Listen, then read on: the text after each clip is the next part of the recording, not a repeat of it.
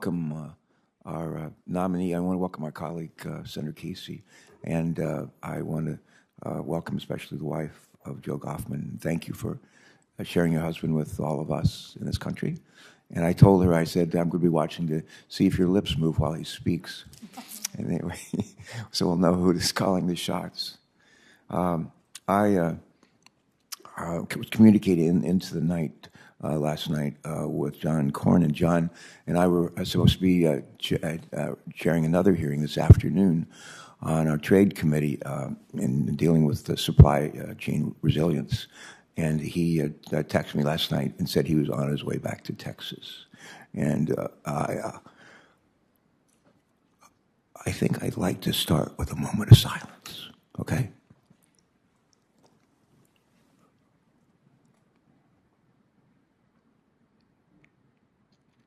Amen, thanks. Okay, let's try it again. Today we're here to consider the nomination of one Joe Goffman to serve as an assistant administrator for the Office of Air and Radiation at the Environmental Protection Agency. Joseph, welcome back to the EPW committee, a place you know well. And while I know this hearing room brings back memories, both probably good and bad, from your time working with us on this committee, today you join us on as a nominee. I want to thank you for being here and for your willingness to serve our nation at this critical point in our history. Before I talk a little bit about Mr. Goffman's experience and qualifications, I want to call on Senator Casey. Bob, somehow they didn't write you in my script, but I want to call on you just to make some comments, and then once you've done that, we want you to sit with us for the next 3 hours. No, I'm kidding. We're delighted that you're here and welcome your comments on Joe. Thank you. Well, Mr. Chairman, thank you very much. I want to thank you and the ranking member for the privilege of appearing before the committee. And today I come here proud as a Pennsylvanian to introduce Joe Goffman, who is, as the chairman mentioned, the nominee to serve as Assistant Administrator for Air and Radiation at the Environmental Protection Agency. Joe grew up in Philadelphia, in the Olney section of Philadelphia, a community that I know, having worked as I did as a young man in North Philadelphia as a volunteer. Olney is just kind of at the other end, or the higher end of North Philly. And I know of his personal experience when he was working as a young man, and also his academic background. But I think if I had to encapsulate, or if he were to encapsulate his 40-year career, it's a career that's centered on public service and his dedication to protecting the health and the environment of the American people. He's worked in the Senate, of course, as well as the executive branch, and he knows that the best results for our nation's health, environment, and economy happen through public engagement and a collaborative, open-minded problem-solving approach. We can be sure that he will listen to all sides of the issues before him while faithfully adhering to the law, the science, and expert technical advice. Joe Goffman's nomination has broad and diverse support. He secured the support from labor organizations, from the mine workers to the steel workers to the United Auto Workers and to the AFL-CIO overall. Many of America's farmer and biofuels organizations have supported his nomination, including the National Corn Growers Association, the National Farmers Union, the American Soybean Association, just to name a few. And as well, leading voices in the environmental community, whether it's environmental NGOs, the environmental justice community, including the Evangelical Environmental Network, Earth Justice, the National Resources Defense Council, Mom's Clean Air Force, as well as the American Public Health Association, all support the swift confirmation of Joe as Assistant Administrator of the Office of Air and Radiation.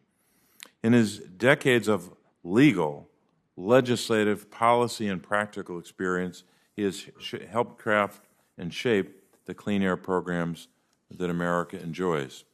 The first was the landmark acid rain program, which is widely recognized for its innovation, effectiveness, and durability. In 1989 and 90, when Joe served as associate counsel for this committee, he worked on the provisions of the 1990 Clean Air Act amendments that established the first of its kind cap and trade program to cut pollution that was harming our lakes and streams, clouding the Appalachians with haze, and threatening millions of Americans.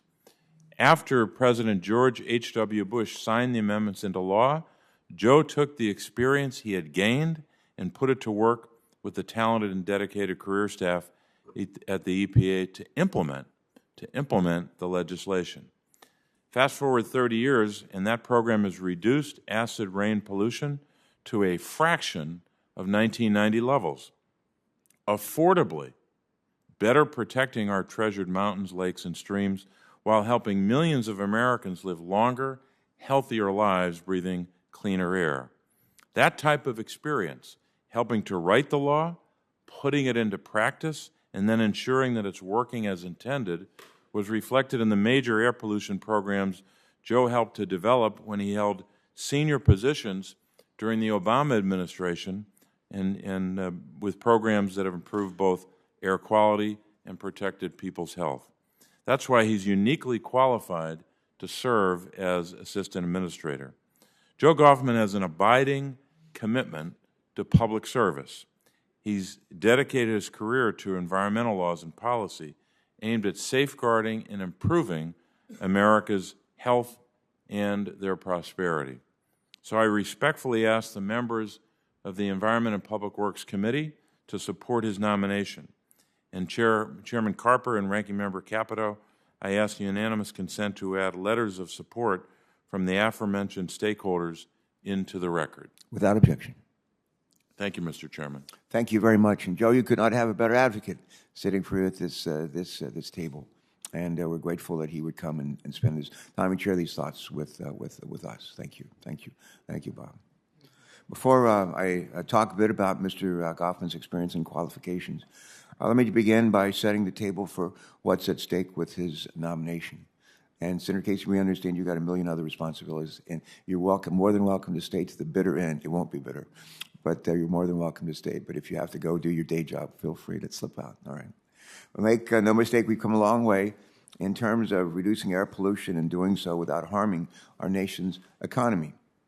Since Congress passed the historic Clean Air Act of 1970, we've reduced our nation's soot and smog pollution by nearly 80%. Let me say that again. Since the passage of the Clean Air Act of 1970, we have reduced our nation's soot and smog pollution by nearly 80%. And while our gross domestic product grew by more than 250%, adjusted for inflation.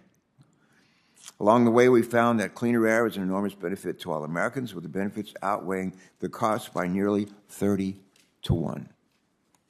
And yet, despite all of our successes, many of the most vulnerable Americans still breathe air that's unhealthy, especially those living in disadvantaged and low-income communities in all of our states, According to EPA's research, non-white children today are much more likely to die from air pollution than white children in our country. We have a moral imperative to do more to help all Americans breathe healthy air. And we can no longer turn a blind eye to downwind and frontline communities. At the same time, we have a moral imperative to do all we can to save this planet that we call home from the perils of climate change. But we're running out of time to change course before it's too late. Last month, the United Nations Intergovernmental Panel on Climate Change warned us that it's, quote, now or never, close quote, if we're going to limit global warming to 1.5 degrees Celsius and avoid a future with disastrous, irreversible climate impacts. Communities across our country and the planet are already feeling impacts of climate change in the form of rising sea levels, historic droughts, and other extreme weather. Just last week, the National Weather Service released its seasonal outlook. It predicted that the drought gripping the American West and fueling record-breaking wildfires would persist throughout the summer. And as we gather here today, the state of New Mexico continues to battle the worst forest fire in its history. To put it simply, the climate crisis is here. We're at a critical point when it comes to addressing this crisis and mobilizing a nation toward a better future by transitioning away from fossil fuels and deploying over time cleaner technologies. Fortunately, we have an EPA under the Biden administration, in particular, the Office of Air and Radiation, that's willing to follow the law and tackle these great clean air and climate challenges that lay in front of us. With all of this said, it's clear that the Assistant Administrator for the Office of Air and Radiation has an outsized impact on our lives, from protecting Americans from planet-warming pollution to cleaning up air toxics to improving vehicle emissions standards. President Biden selected Joe Goffman to lead this office because he knows that Mr. Goffman is up to the task. Throughout his time at EPA, Joe Goffman has demonstrated his commitment to following the law in a way that provides cleaner air and a safer climate for all of us, while also providing predictability and certainty for industry. Predictability and certainty are always the top priority for businesses. A great example of this is Mr. Goffman's integral role in the crafting of the mercury and air toxic rule while he was at EPA under the Obama administration. This rule helped reduce mercury and other air toxic emissions from a nation's power plants by 90%, protecting the health of pregnant women and children across our nation. Despite early industry concerns the rule would cause blackouts, there were not any. In fact, the rule was achieved by every utility in the country on time and under budget. Today, every major utility organization supports the rule. It has enabled us to achieve major health benefits across this country, which is fundamental to job creation and job preservation. This is just one example of why Joe Goffman is so deeply respected and highly qualified for the job at hand. Joe has garnered broad support from the environmental community and industry. That probably comes as no surprise. But I would add to that, his support includes utility organizations like the Edison Electric Institute, biofuel groups such as Renewable Fuel Association, tribal organizations like the National Tribal Air Association, as well as some of our largest unions, including the AFL-CIO. To my amazement, even the United Mine Workers, our nation's largest union of coal miners, have voiced their support for Mr. Goffman's nomination to lead the Office of Air and Radiation, and the list goes on. Having worked a bit with Mr. Goffman, I know he is well prepared for this role. He's a lifelong public servant with nearly a decade of experience at the Office of Air and Radiation, as well as several stints serving on this committee, the UPW committee, that we're privileged to serve on today. He also spent time as a staffer for former Senator Joe Lieberman, and we look forward to hearing from Joe today. Before we hear from you, though, we're going to hear from this good lady to my right, who brought today a young 7-year-old with her, and maybe she'd like to mention who that was, but we're happy to welcome her and delighted to be with you. Senator Capito. Well, thank you, Mr. Chairman, and thank you for the very meaningful moment of silence. I know that many of us are just deeply heartbroken by the news that we hear in Texas today. And I guess more poignantly, I was lucky enough to have my 7-year-old granddaughter, Eliza Capito, with me today. She's on break right now, and she's here seeing government in the making. And like any proud grandmother, thank you for taking time to meet, both of you, to meet with her. And thank you for holding today's confirmation hearing. We appreciate having the hearing on our nominee to serve as the Assistant Administrator of the EPA's Office of Air and Radiation, Mr. Joe Goffman. Thank you for the visit to my office last week. President Biden apparently has chosen to wait longer than any other incoming president to nominate an Assistant Administrator for this very important office, a full 412 days, which bests the record set by President Clinton, who nominated Mary Nichols by a full 5 months. So that delay sort of puzzled me at first. After all, the president has made climate change such a pillar of his campaign and his first few days in office when he took unilateral executive actions to kill the Keystone XL pipeline to transport Canadian oil into the United States. He announced plans for new greenhouse regulations on sectors across the economy, including the power, oil, and gas sectors, imposed freezes and uncertainty on federal oil and gas leasing, and promised a whole-of-government approach to address a, quote, climate crisis. I'd note that, exacerbated by the war in Ukraine and pandemic supply chain issues, the American consumer is now burdened by the fruits of those early policy choices in the form of higher prices for goods, energy, food, and especially gasoline. The president has also made big promises about being transparent with the American people. Logically, if climate change and transparency were such high priorities, one of the first positions I think he would have announced would be the lead official for the EPA's Office of Air and Radiation, the lead federal agency in regulating air emissions in this country. But it turns out, I think, in some cases, transparency and accountability are not the first priorities. By holding this nomination for over a year, he has shielded the Office of Radiation and Air and Radiation, and by extension, all of the administration's current and forthcoming climate regulations from any real scrutiny. Because of this delay, until today, the American people's elected officials in Congress, and that is us, have had no opportunity to provide counsel on a nominee or conduct direct oversight over the office that Mr. Goffman has led essentially in his acting capacity. It's a bit dismissive, I think, of our constitutional advice and consent role here in the Senate that President Biden chose to fill the role with somebody who's actually been in the role and is now being nominated to run since day one. This all comes across clearly as a tactic, I think, designed to shield that office and Mr. Goffman from being answerable to Congress and the American people, but we're glad he's here today to start fulfilling that obligation. Unfortunately, hiding policies from congressional oversight is a pattern when it comes to President Biden and his White House and the climate czars. He has tasked the czars in the White House with developing climate plans and executing them, hidden from the accountability to the public. And I talked about this, interestingly enough. I must have been clairvoyant because I've been talking about it at every hearing, but I talked about it at our very first hearing. Even as a sitting senator and ranking member of the committee, when I've written to White House officials to ask for more information on climate policies or social cost of greenhouse gas, I get nothing in response. I don't even get an acknowledgement of a receipt of my inquiry. So, as I said, Mr. Goffman, thank you for being here today. You're finally before the committee, and I look forward to hearing some answers because I know that you have been and would continue to be in regular communication with the White House. Apparently, you have been meeting with Gina McCarthy discussing plans to regulate power plants since the early days of the administration, even before the EPA Administrator Regan was in place. So I would like to hear whether you, or if so, how your 2035 climate targets are achievable without crushing the energy sector and the whole U.S. economy and jobs. This is especially important now that we need more energy domestically, even as President Biden has promised more American energy exports to our allies confronting Russia, all while his administration is undercutting actual production here at home.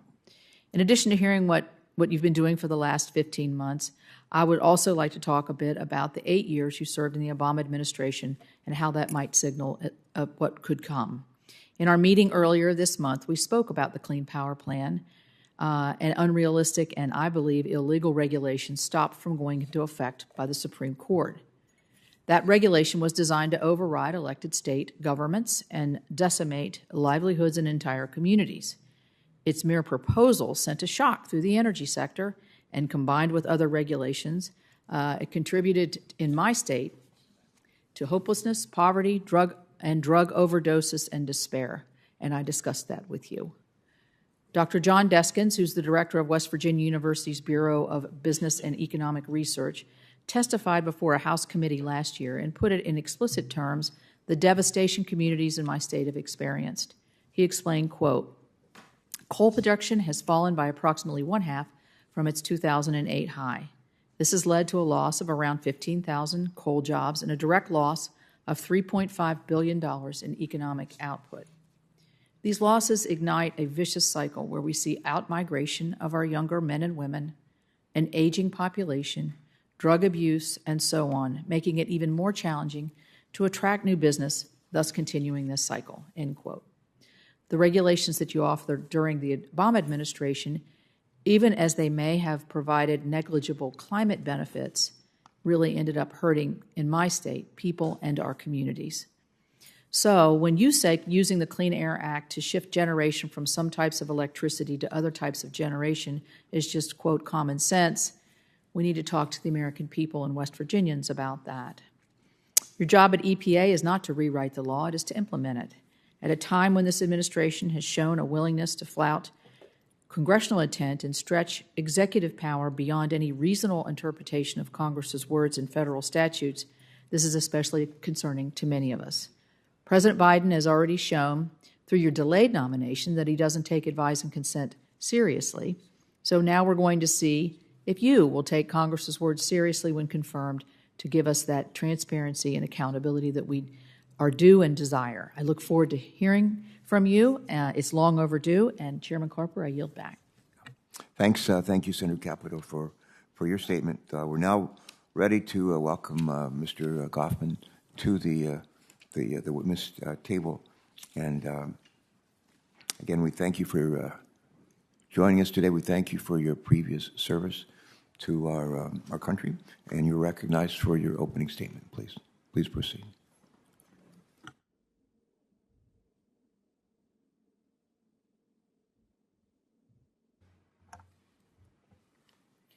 Thank you, Chairman Carper. Thank you, Ranking Member Capito, Senator Inhofe, Senator Bozeman. It's a privilege to appear before you this morning. I know I am here to talk about my nomination and the important work of the Environmental Protection Agency, and I will do that. But I also know that everyone here and in our country is completely devastated today and heartbroken for the lost lives and broken families in Buffalo, New York, and Uvalde, Texas. None of us have the words to soothe the pain that these communities and our country are feeling right now. And I appreciate that while it is difficult to go about the business of the day, we are here trying to do just that, even in the face of our country's grief. I'm humbled to be nominated by President Biden and considered by the committee for the position of Assistant Administrator for the Office of Air and Radiation at the U.S. EPA. I am also grateful for the honor of returning to public service, having previously worked for members of this committee 4 different times between 1989 and 2017. Joining me here today is my amazing wife, Antonia, and watching from their homes in San Francisco, New York, and Los Angeles are my 3 children, Gabriel, Genevieve, and Olivia. I want them to know how very much I love them, and I admire them for leading lives that reflect the values that their grandparents gave to me, values that I have carried with me and relied upon all my life. Like too many Americans, I grew up in a household that struggled financially. There were times when my father was unemployed, and my family could barely afford even the basics. As a child, I felt the pressures of my parents' money worries acutely.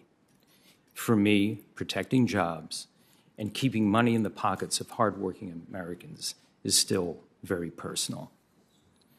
College was out of the question unless I worked hard enough in school to gain scholarships and financial aid, and hard enough after work and over summers to earn the rest. That meant working as a stock boy and janitor's assistant in a department store during high school, and in a union job as a line worker in a corrugated box factory during college. Besides giving me a strong work ethic, my parents insisted that my values center around doing good. And with the civil rights movement of the 1960s gripping their and my own young but admiring attention, the lesson I took away was that every person, including me, was responsible for making our society more just. Working for the committee in 1989 and 1990 gave me the chance to do that. I was the lead staffer on the acid rain provisions of the bipartisan Clean Air Act amendments of 1990, which succeeded in achieving substantial power plant pollution cuts at the lowest possible cost to businesses and consumers while ensuring cleaner, healthier air for our children to breathe. The legislation worked because it was grounded in science and crafted with the input of utilities themselves. Since then, I made it my business as a Senate staffer and as an EPA appointee to prioritize engagement with all stakeholders, from frontline communities to workers to businesses, and to listen proactively, learn from others' experiences, and reflect their concerns in my work. My goal continues to be policy that protects people's lives while enabling our economy to thrive. I believe that commitment paid off in a range of committee and EPA actions that I have been fortunate to have contributed to. The bipartisan McCain-Lieberman and Lieberman-Warner bills, which the committee reported out and then brought to the floor in 2008, EPA's mercury and air toxic standards and cross-state air pollution rules, and the automobile tailpipe standards EPA issued last December, all achieved or will achieve ambitious pollution reductions while keeping costs down and protecting public health, and also winning support from the power sector and the automobile industry. The committee's leadership on the bipartisan American Innovation and Manufacturing Act and the bipartisan infrastructure law is the model for an approach that unites the environment, the economy, and environmental justice. Inspired by your work, my EPA colleagues and I met the deadlines you set in the AIM Act to start the phase down of HFCs this year. And with the application window opening just last week for the Clean School Bus program, we are moving quickly to get the funding into the hands of communities for clean and electric school buses. Members of the committee, like you, I believe that all Americans, no matter where they live or what they do for a living, deserve clean air to breathe, a secure job, and healthy, safe communities in which to raise a family. And they all need to be seen and heard by those of us who serve them. It would be a distinct privilege to work alongside and support EPA's brilliant and selfless civil servants in this shared mission. If confirmed, I will approach all our decision-making by bringing all stakeholders to the table, and will do so with the integrity, transparency, and accountability that Administrator Regan demands. Thank you for the privilege to speak before you today, to hear your concerns, and to answer your questions. Mr. Goffman, thank you for your testimony. Antonia, thank you for being here. I could barely see your lips move as he spoke. But thank you. In the military, I spent a few years of my life, a lot of years of my life in the Navy, and we always used to say that the spouse of the member in uniform, the spouse of that person, serves our country as well. So we thank you for your service and for sharing with us your husband. And if your daughters, is it Gabrielle and is it Genevieve and is it Olivia, if they're watching, thanks for sharing your dad. Now we're ready to ask questions of our witness. Senator Capito and I have agreed to 2 5-minute rounds of questions with additional rounds at the question and discretion of the chair. To begin with this, as Mr. Goffman will recall, this committee has 3 standing yes or no questions that we ask of all nominees who appear before us. So I'd like to ask you these questions. Question, do you agree, if confirmed, to appear before you leave, let me just ask a question of Senator Bozeman. Senator Bozeman, before you leave, a question of you. Was there recently a primary held in your state in Alabama? And I understand, as of about 10:05 last night, there was some good news. What was reported? It was reported that I won my primary. You won your primary. That's right. Congratulations. We're happy for you and for your state. Thank you.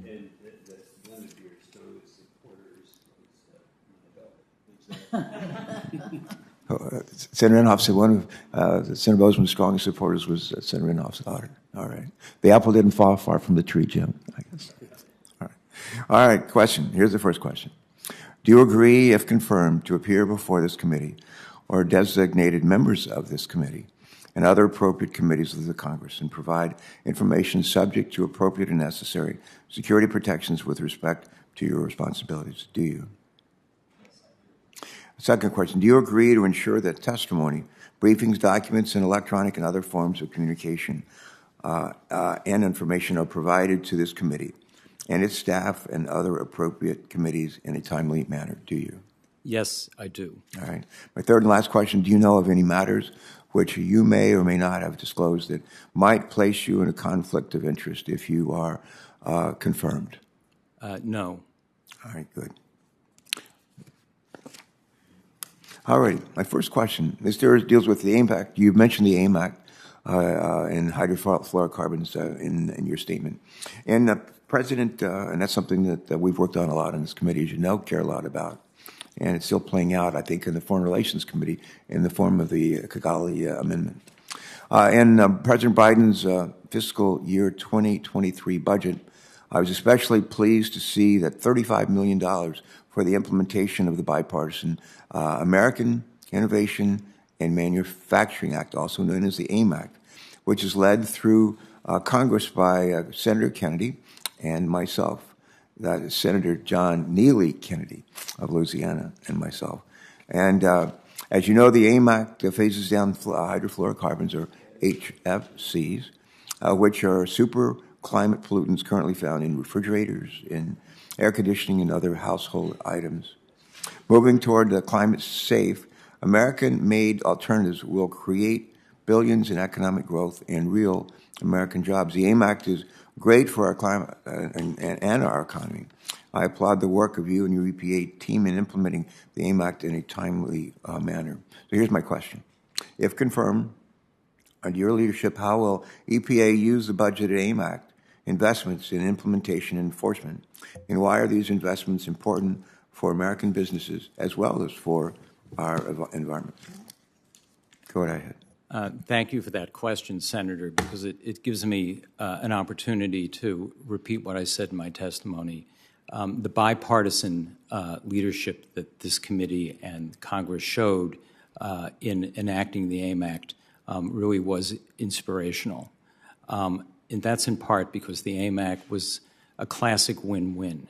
As you already pointed out, Senator Carper, reducing HFCs addresses a very potent climate change pollutant. At the same time, it's a policy that promotes innovation in our industry of the kind that is instrumental to economic growth. So we at EPA take very seriously, completely seriously, our duty to carry out and reach both of those objectives. What we think our resources would be most useful doing is threefold. First, continuing to implement the program as required on time and on schedule to achieve the phase downs mandated by the Act. Second, to use a powerful tool that you all gave us to help promote beyond the phase down the accelerated transfer from current technologies to new technologies. And we've already started to do that by granting nearly a dozen petitions to make just those changes. And finally, it's critical that we have the resources to enforce compliance with the Act. As it turns out, looking at the experience that other countries who have put similar programs in place have already had, we're in the process of making HFCs scarce. Therefore, we're making them valuable. Therefore, we're creating an incentive for people to import them or companies to import them illegally. And we have to put in a lot of sweat equity in order to deal with, deter, and prevent those illegal imports. I have the privilege of co-chairing the HFC task force with DHS and Customs and Border Patrol, and we've set up a program at all of our ports to stop the illegal importation of HFCs. That's, again, critical to both objectives of the legislation, the environmental objective and the technology innovation objective. And that's why having resources for this program is so important to fulfill the objectives that Congress created in this legislation. Good. Keep that up. The second question, the U.S. transportation sector is responsible for about a third of our country's climate change emissions, as you know. Good news is that we have U.S. technology that can dramatically reduce these emissions in a way that also slashes consumer costs at the pump. In December of last year, in part under your leadership, EPA finalized its new greenhouse gas emission standards for passenger cars and light trucks for model years 2023 through 2026. These standards will help set the stage for future emission standards under the Clean Air Act for model years 2027 and beyond, and help transition us to a zero emissions future. Question: will you please take a moment to describe how the vehicle emission standards your team finalized last year will reduce greenhouse gas emissions while also providing adequate lead time for manufacturers to comply, saving consumers money at the pump, and reducing overall demand for gasoline? All we put those together, it's like a it's like a win-win-win situation. Please proceed. Thank you for that question, Senator Carper. I can maybe add another win to the list, because what that rule does is, as you say, set ambitious emission standards for tailpipe of automobiles. In fact, in the last year of the standards, that is model year 26, we've put on the books the most ambitious greenhouse gas tailpipe emission standards ever. What that does is provide not only significant climate benefits and air quality benefits, but it also means that to operate a motor vehicle that meets these requirements or these standards, drivers will be able to pay less at the pump because the vehicles will use gasoline more efficiently. And some of those vehicles, if consumers opt to buy them, will be electric vehicles, liberating them, if you will, from the turmoil that we're seeing in global oil markets and the horrendous prices people are paying just to fill up their cars now. At the same time, Senator, this standard is aligned with the investment strategies that many of our auto manufacturers are already pursuing, which is to build out new car fleets that not only include or offer internal combustion engines that are highly efficient, but also electric vehicles. So what I think we've done with this set of standards is provide our auto manufacturers with the kind of certainty and clarity to support investment strategies that they are already undertaking. All right, thanks very much. Senator Capito. Thank you, Mr. Chairman. I want to start just with a couple quick yes-no answers. And you can tell from my opening statement where I'm going with this. So do you commit to providing responses to the EPW committee in a timely manner? Yes. Thank you very much. Do you agree with the following statement made by Administrator Regan? It is an obligation of all of us as public servants to be as transparent as possible to this body and to the public. Yes. Thank you. And I appreciate that. So I'm going to go back to a couple letters that I wrote you recently in 2021. I was asking about the oversight on the renewable fuel standards. I wrote in March, in August, and again in October. I sent 3 separate letters. I did not get any response until December 14th, 2021, which was 9 months after the first letter, when you sent me 3 letter responses with virtually identical responses in each letter. In other words, they all had the same text. And I will put that, I ask unanimous consent to put the correspondence into the record. So do you believe the form letter responses that you provided to these 3 letters was timely and transparent? I'd have to go back, Senator. To answer your question in a meaningful way, I would like to go back to the letters you sent and refresh my recollection on the letters that we sent back to you. I can assure you that I completely agree with you that transparency and clarity is essential. The role of the Office of Air and Radiation, and I would be happy to respond further after I get a look at the letters. Okay, yeah, I would like that. I would offer my opinion that 9 months to answer a letter is not timely, and that since all 3 of them said exactly the same thing, I question how much time it took to really put those together and what kind of depth of looking at our congressional oversight. But we'll talk about that once you look at it in greater depth. So I want to talk to you about the Clean Power Plan. During your time in the Obama administration, you helped to write the Clean Power Plan, correct? Correct. Correct. In a 2019 op-ed, you wrote with Gina McCarthy and Janet McCabe that you called the Clean Power Plan a success. You advocated for using the Clean Air Act to shift electricity generation between different types of energy. You also stated in 2020 that the answer to what's the best system of emission reduction was, quote, the common sense answer is just move generation. So I would ask you, what is the legal authority that gives EPA the ability to require generation shifting that you're calling for? Our belief at the time was that Section 111 provided us the legal authority to do that. To call for generation shifting or to call for lower emissions? To call for lower emissions. But not generation shifting? I have to be careful in answering the question right now, Senator Capito, because as you know, that question is before the Supreme Court in, West Virginia versus EPA. And I think we're going to get the answer soon as to what the legal authority is. I don't want to say something that would complicate the government's position before the Supreme Court. Okay. Isn't it clear that the best system of emission reduction applies at an individual stationary source?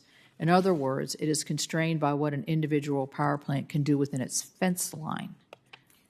That's exactly the question in before the Supreme Court, and I think I would be doing a disservice to the government if I tried to answer the question answer your question while this issue is pending. Okay, let me ask you a further question on that, and I think we talked about this in my office. Do you have Plan B already created in your office to react to what the potential of a Supreme Court decision might be? We have identified different options for responding, depending on what the Supreme Court tells us the nature and contours of our authority are. We do two really important things. I think you would recognize as I describe them. You know, we analyze options, trying to apply up-to-date data, and we engage in extensive outreach, not just with the utility sector, but with states, with our co-regulators, with utility regulators, with the system operators, and with frontline communities. That represents an enormous ingredient whenever we do a major rulemaking, particularly in the power sector. Right, and that's what we've been doing. Thank you. I'm at my time, so I'll wait for the second round. Thank you. Thank you, Senator. And next would be, I think by WebEx, is Senator Padilla. Senator Padilla, are you joining us by WebEx? I am here, Mr. Chairman. Thank you. Yeah, and once you've completed your questions, Senator Inhofe, and then Senator Kramer. Go ahead. Thank you, Mr. Chair. Appreciate the accommodation since I'm preparing to be in his GAC as well. So I'm going to get right into it. Mr. Goffman, thank you for your commitment to public service and to protecting public health and safeguarding clean air for the American people through your work at EPA. And your prior work for the United States Senate, including this very committee. As you know well, and as we had a chance to discuss prior to today, California is a national leader in the fight against the climate crisis and eliminating toxic pollution, particularly from the transportation sector, because we've seen how these pollutants can impact communities throughout our state and throughout the country.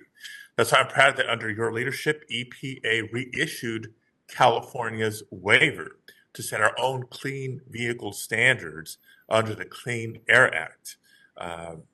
California clearly has the authority to do so, and now California is free to aim even higher and accelerate the deployment of zero-emission vehicles. So thanks to California's leadership and the partnership with the federal government, California can continue to make progress and lead the way on clean air, while providing the model for other states to consider and to follow. So my first question, Mr. Goffman, is this. Can you share your thoughts on EPA's Clean Air and Climate Partnership with the state of California and how, through a partnership, we can accelerate the deployment of zero-emission vehicles? Excuse me. Thank you for that, Senator. that question, Senator Padilla.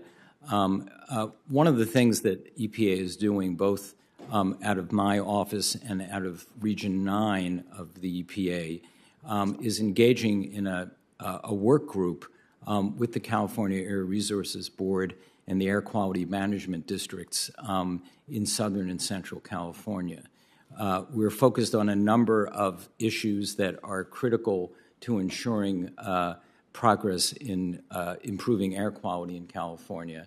And we are certainly in regular touch with the California Air Resources Board, examining different options for setting meaningful but workable emissions limitations.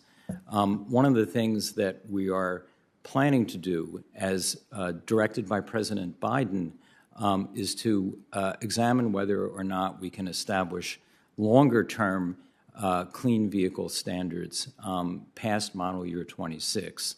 And we're certainly taking into consideration the technology options that California itself has identified as being potentially available to achieve very, very low-emitting or even zero-emitting vehicles and promoting zero-emitting technologies. Okay. Well, as we've discussed, California is not just an ambitious leader when it comes to emissions of passenger vehicles, but frankly, in all sources of pollution under state and local jurisdiction. And we continue to press the EPA to do more to address emissions from mobile sources of pollution under federal jurisdiction. Notably, the proposed heavy-duty truck rule is an important initial step. And as you know, I've encouraged EPA to ensure that the final rule is aligned with California's Advanced Clean Truck Rule and strengthens EPA's proposed option 1. But EPA can do more than just cut emissions from these trucks. EPA is preparing a regulatory agenda to reduce emissions and decarbonize the entire transportation sector, I hope. And I'm certainly advocating for the inclusion of locomotives, off-road equipment, shipping, and aviation. So can you share with us what plans the EPA has to cut pollution from these sources and how the EPA can encourage private sector to spearhead technological innovations necessary to achieve these decarbonization goals? Again, thank you for the question, Senator. I want to point out that you just identified the several work groups that EPA Region 9, EPA headquarters, the Air Quality Management District, and CARB have formed because we are looking at how to answer exactly those questions, whether it's on the regulatory side, whether it's on the side of leveraging federal funding to go into transportation infrastructure or into the acceleration of the turnover of current high-emitting vehicles to lower-emitting vehicles, and that includes both trucks on the road, trucks in ports, and off-road vehicles as well. And, of course, we are working with the technical staff in those California entities, CARB, Air Quality Management Districts, who themselves have a lot of know-how and in terms of what kind of technology options are available for setting standards or using other government resources to promote the acceleration of clean vehicles, both, again, on the road and off the road. Okay. Thank you for your responsiveness to date and look forward to continuing to advance these conversations. Thank you, Mr. Chairman. Thanks. Thank you so much. Before I turn to Senator Inhofe for his questions, I want to ask unanimous consent with respect to courts and greenhouse gases. And I want to put into the record an amicus brief to the Supreme Court that I filed with, I think, 190 other members of Congress that explains the legal history relating to federal law and greenhouse gases. Without objection, so ordered. And with that, Senator Inhofe, please. Well, thank you, Mr. Chairman. I'm very comfortable, and we've known each other for a long period of time, dating back almost 30 or 40 years. And people wonder in the outside world how you can be opposed to a person and still maintain a friendship. We have successfully done that, and I've always appreciated that. Mr. Goffman, we all agree on the need for a safe and smart transition away from the leaded avgas, but we also must ensure that there is no disruption in general aviation in process. Unfortunately, without a clean and clear transition, airports may begin unilaterally prohibiting the availability of leaded avgas. And I have quite an extensive background in aviation, so maybe I'm more sensitive to this than most people. But I'd like to ask you, in its consent, to enter into the record the attached letter that from the Avgas Coalition expressing serious concerns on the unilateral decision of one airport to prohibit the sale of leaded avgas. Without objection, so ordered. Now, Mr. Goffman, I want to read the question that I'll ask you, and there's a reason for that. Mr. Goffman, will you commit to fostering a safe and smart transition away from leaded avgas and working with the FAA and industry to ensure that fuels available today remain available until a solution is fully approved and widely available?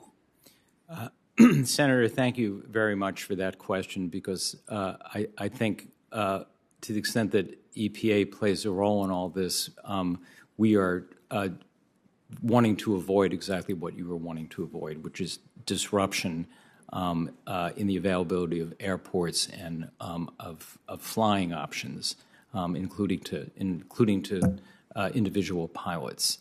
What we are trying to do is twofold. One is to make a determination, first and foremost, of whether or not lead from certain aircraft is presenting a threat to public health and the environment.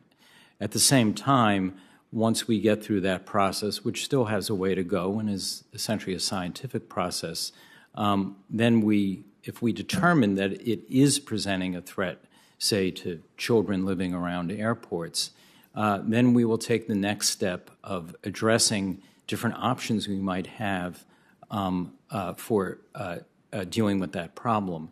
And I think as part of that process, we would certainly be committed to finding a solution that works for everybody, including not disrupting any transition from the current leaded fuel use to the next. Mr. Goffman, that's the very reason that I worded it the way I did, because this disruption could be a problem for a lot of people, and I want to make sure that is fully considered. And I think your statement is a good response. Now, as you know, the small refinery exemption provision that's found in the Clean Air Act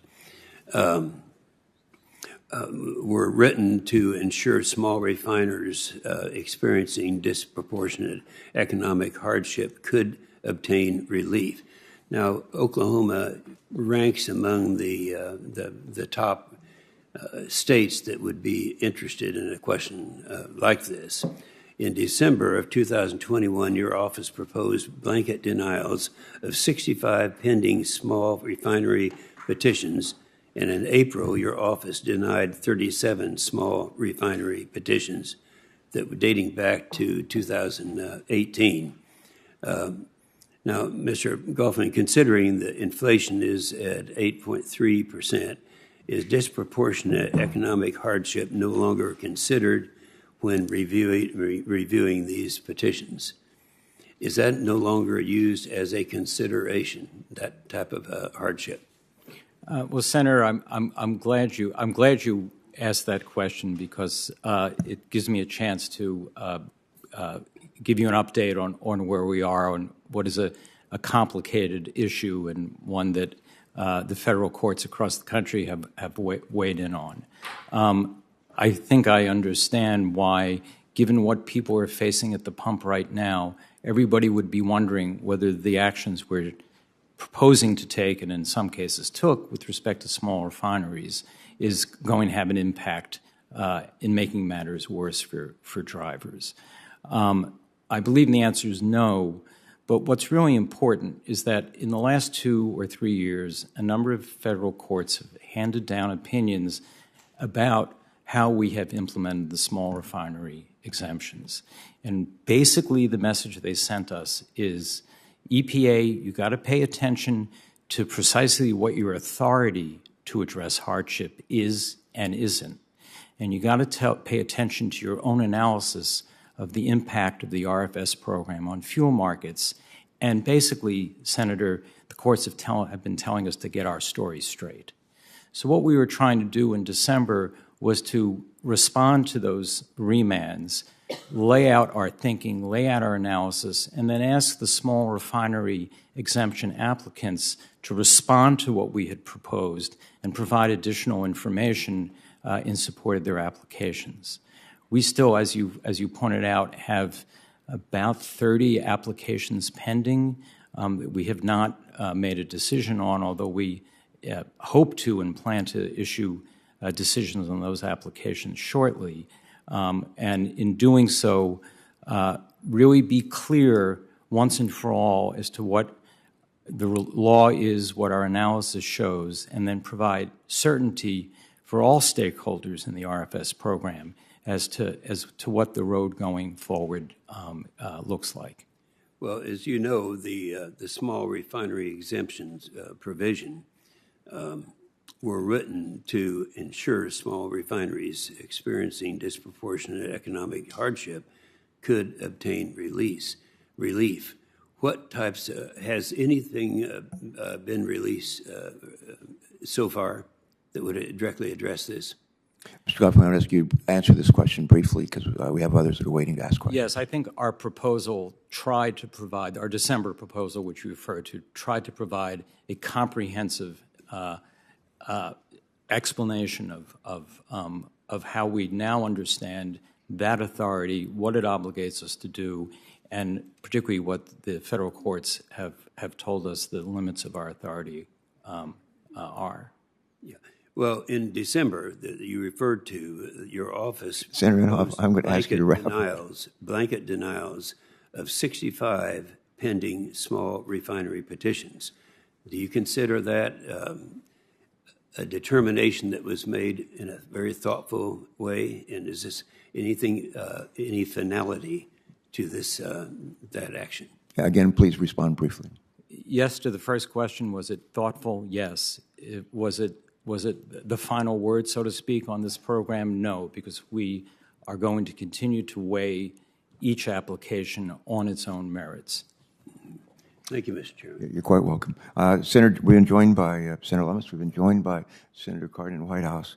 And I would just say to Ms. Goffman, to you and your wife who's observing this closely, we're about to do, we had an air show in Dover this weekend that we call Thunder Over Dover. We had the Blue Angels, we had the Thunderbirds, and they do one of those things that they do, as Jimmy knows, is they like, the planes, they go in all different directions. We're about to do that. Senator Capico has run off to one occasion, and I have to go join the Homeland Security Committee. Ben Cardin's good enough to hold the gavel, and if he has to leave, I think he's going to hand it over to Shelton. But for now, I'm going to keep this keep the train on the track, and I'm sure it's going to end in a good place, and I'll be back as quickly as I can be. The gavel feels good. I may not want to give it back to you, Mr. Chairman. First, thank you for your service. We appreciate it very much, Mr. Goffman. I want to follow up on Senator Padilla's point, but from a little bit different perspective, dealing with the updating of the rules for heavy trucks. I certainly want us to use innovation and everything we can to reduce pollutants in our air for many reasons. And if I have time, I'll talk about the Chesapeake Bay during this exchange. But I am concerned that in doing that update, we have an open process where the stakeholders have an opportunity to make sure that we're not putting American manufacturers and union workers at a disadvantage. So can I have your assurance that in developing this updated rule, the stakeholders will have an open process for their concerns to be listened to, and that you are sensitive to U.S. manufacturing and union and our labor policies here in the United States? Well, thank you for that question, Senator, because you've actually you've articulated one of President Biden's preoccupations and one of EPA's preoccupations. As it happens, my nomination was endorsed by the United Auto Workers and other labor unions. Of course, that's very gratifying on a personal level, but what makes that important is that it's a reminder of the agency's obligation to take into consideration as part of our priorities the concerns of manufacturers and workers. And what you've asked me to affirm is actually an excellent description of what we undertook when we proposed the standards. Our proposal actually laid out options, and the express purpose of doing that was to foster a very robust, ongoing and sustained process of engaging with the full range of stakeholders, from the communities whose air quality is affected by emissions from these vehicles, to the manufacturers, to the states who are responsible for ensuring air quality and therefore have a stake in our standards. We are working closely with, among others, the United Auto Workers in carrying forward the kind of outreach and engagement process that we have in mind and that I think you very aptly described as our objective. And I have visited one of such facilities in the Mack Volvo facility in Hagerstown, which has seen a significant decline in employment because of the realities of where we are today in auto manufacturing. I have seen firsthand the innovation that they are doing, which is very gratifying and very helpful in regards to our overall strategies to deal with pollutants and climate change. So I appreciate that, and I'm glad to see it was part of the planning process. We just now need to carry that out, which brings me to the Chesapeake Bay. I think most people might be surprised to learn that one of the major sources for pollution in Chesapeake Bay are airborne. We can talk about the mercury levels in the bay itself. So can you just share with me how you are, in going out your work, sensitive to the efforts that we have in regards to water quality at Chesapeake Bay and our environment as it relates to airborne pollutants? Yes, Senator, thank you for that question. The issue of the effect of air pollution on our aquatic systems, our waterways, including the Chesapeake Bay, has been one of the, if you will, preoccupations of the Clean Air Act itself. And earlier this year, we issued a proposal addressing the question of whether or not it was appropriate and necessary to set and maintain mercury standards for emissions from power plants. And in the course of answering that question or proposing an answer to that question, we looked specifically at the question you raised, which is, what is the effect of emissions from smokestacks of power plants on places like the Chesapeake Bay and similar aquatic and water systems across the country? We proposed to determine that those effects were serious enough to justify maintaining and further setting, if appropriate, mercury emission standards. I thank you for that. I look forward to working with you on that issue. We have been able to make significant advancements in the Bay, and I think sometimes we overlook the need to prioritize airborne pollutants. So thank you. Senator Loomis? Thank you, Mr. Chairman, and thank you, Senator Kramer, for letting me jump over you here with these questions.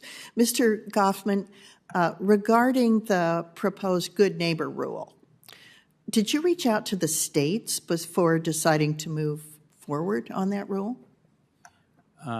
Senator Lummis, that's an excellent question because it's a topic that's really important to the Environmental Protection Agency and in particular to Administrator Regan. My understanding is that our regional offices worked with the states. Well, they didn't reach out to my state of Wyoming. And we've heard from numerous states and stakeholders that the comment period for this hugely impactful rule is too short, even with this little 2-week extension that you've added. So are you willing to extend the comment period for the proposed rule, given its massive impacts? Well, Senator Lummis, I think that is a very important issue, and if you don't mind, can I make a request and then I'll answer the question?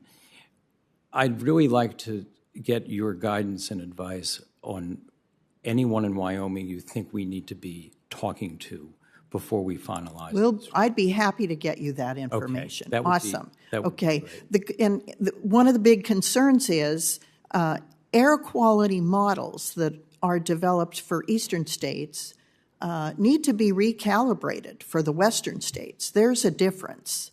And so I'm curious, why isn't there a model for the Good Neighbor rule that's specific to western states? Well, my understanding is that, in fact, we did apply our model specifically to the distinctive topography and atmospheric dynamics in western states. I think, like you, we fully recognized that what we can see with our models looking at eastern air issues is not identical to what we have to look at when we look at western air issues. Let me switch a little bit. We did take account of the distinctive features of, as I said, western air movement and topography. I will get you some names because we have concerns about not having been contacted. So, switching to regional haze rules. Should states have the flexibility in the development of state implementation plans that meet the objectives of the regional haze rules? Generally, yes, Senator. Regional haze rules, as you know, as the senator from the state that includes Grand Teton and Yellowstone, where many Americans have spent, had wonderful experiences, in part because the air is so clear there. That's why it's so important. Generally, the strategy of the Clean Air Act and of the EPA is to rely on states to determine the emission reductions that are needed to fulfill their obligations. So this is a head-scratcher for me because EPA substituted their preferences for the state's plan. And the state implementation plan meets the objectives of the Clean Air Act, regional haze, its programs. Why is the EPA substituting its judgment for states, given what your statement? Well, Senator Lummis, I think I want to give you and Governor Gordon credit for the leadership you've shown on this issue, because for the last year, give or take, the state and the utility Pacificorp that operates some of the critical plants in Wyoming have been in extensive discussions. Some of them are confidential because they're being conducted under the auspices of the circuit court's mediation practice. But I believe we're very, very close to a resolution that the state and the utility have reached that will allow critical facilities in Wyoming to continue to operate while making the emissions reductions that have been identified as required under the regional haze program. And how close are we? I think we're waiting for one more step, which would be the state submitting a revised implementation plan. My time's up, but I'll follow up with you on some of the things we've discussed today. Thank you very much, Mr. Goffman. Thank you, Senator. I'm looking forward to it. Senator Whitehouse. Hello, Mr. Goffman. Good to see you. I'd like to walk you through a chart regarding EPA activity on sources of greenhouse gas emissions. These are essentially all the major emissions. I'll be walking through it, so if you can't read it from there, don't worry. The top one is cars and light trucks. Am I correct that EPA issued a final rule through model year 2026? Yes. And that the greenhouse gas emission standards under that rule are similar to the prior rule promulgated by the Obama administration, at least through model year 2025, when the Obama administration rule ended. That's right. They're similar. And did the auto industry support the Obama rule? And does it broadly support your rule? I can answer more accurately, I think, or with more confidence, the second question. The auto industry intervened or moved to intervene on the EPA's behalf to defend the current rule from challenges. So that would be an indication of support, correct? Yes, it would be. And does the auto industry, in that statement, generally support increasingly strict greenhouse gas emission standards in the car and light truck area? Generally, Senator, that's my understanding. So let's go on to the next category, which is coal-fired power plants. Does EPA currently have a proposal or a final rule to regulate carbon pollution from coal-fired power plants? We do not currently have a proposal to do that because, as you know, Senator Whitehouse, the Supreme Court is about to have a lot to say about our authority. I don't subscribe to the formulation that you should not do anything because of that, so let me just put an asterisk there because I don't think that's the right way to proceed. But let me go further to say that in that case, did the electric utility industry's leading trade association file an amicus brief supporting EPA's ability to regulate carbon pollution from power plants under the Clean Air Act? I believe they did, yes, sir. So let's go on to gas-fired power plants right here. Does EPA currently have any proposal or final rule to regulate carbon pollution from gas-fired power plants? At the moment, we do not. And as I discussed just recently about the others, does the industry support your authority to regulate those emissions? I believe they do. On to heavy-duty vehicles. Now, on this one, you have a proposal, and it is, in my estimation, primarily focused on reducing nitrogen oxide emissions. Is that a fair characterization? Yes, that's correct.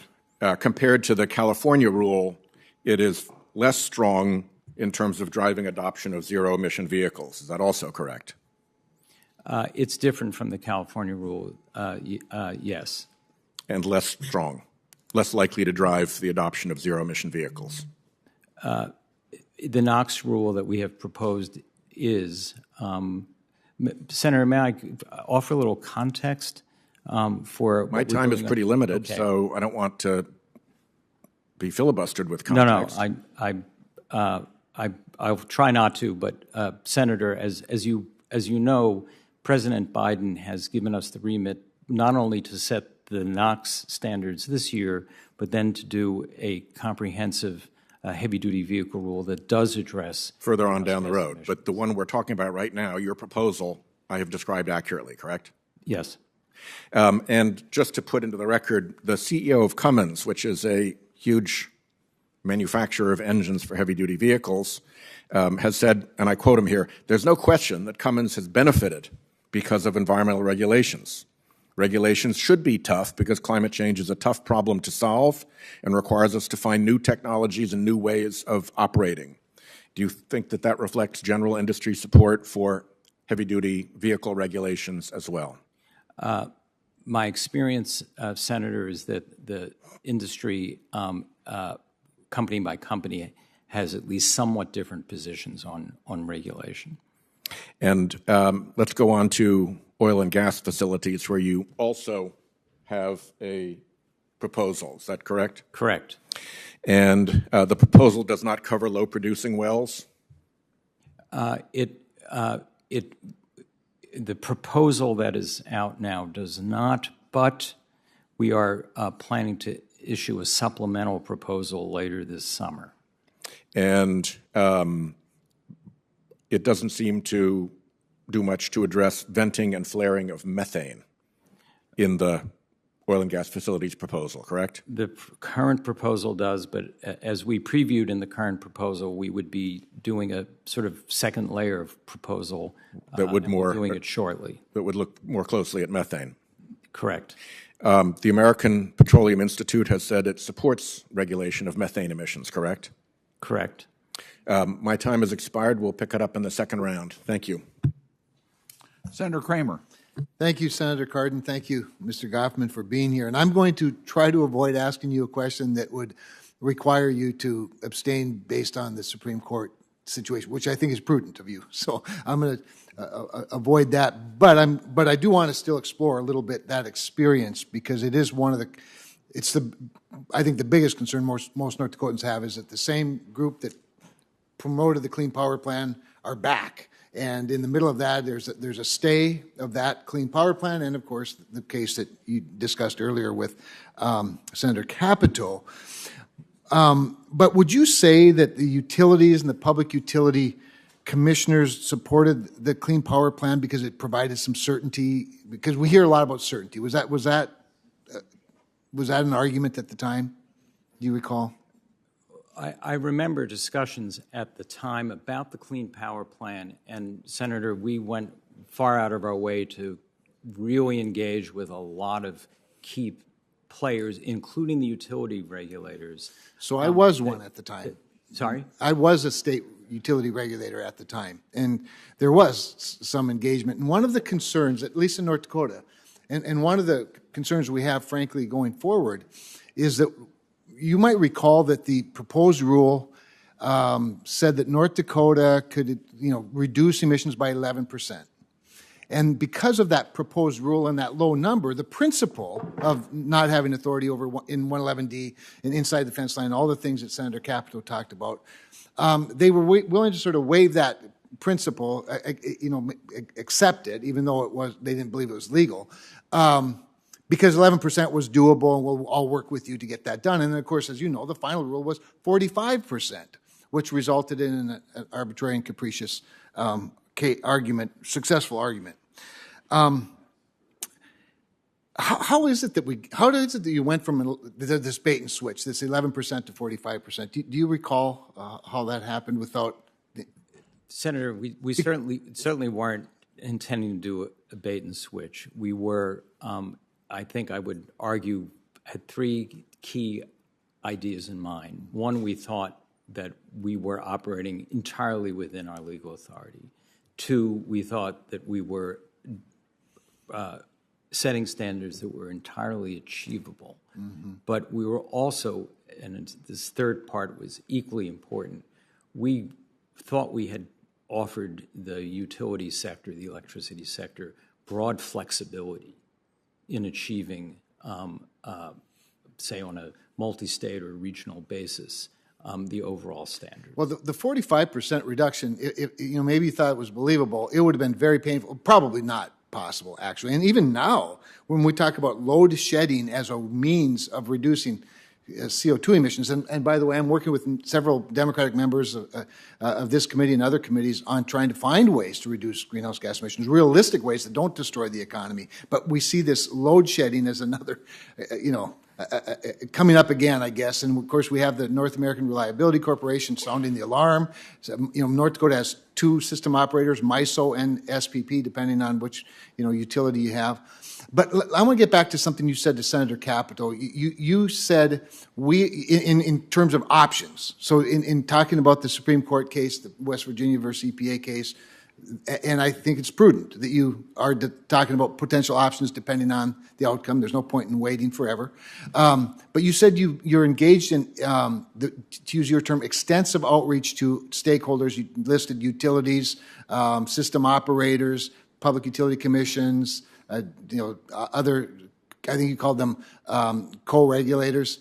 If I was to call, say, the three public service commissioners in North Dakota, Commissioners Chrisman, Fedorchak, and Haugen Hoffert, or Dave Glatt at DEQ, would they confirm that you've engaged in extensive outreach in drafting these options? Well, thank you for giving me those names, because I was going to ask you who I should be talking to or who we should be talking to, and now I have the answer.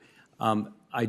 I believe, at least in terms of my discussions, they have not, but we have met with members of the National Association of Regulated Utility Commissions, NARUC, and we are planning, after the Supreme Court's case comes down, to do another round of outreach and engagement.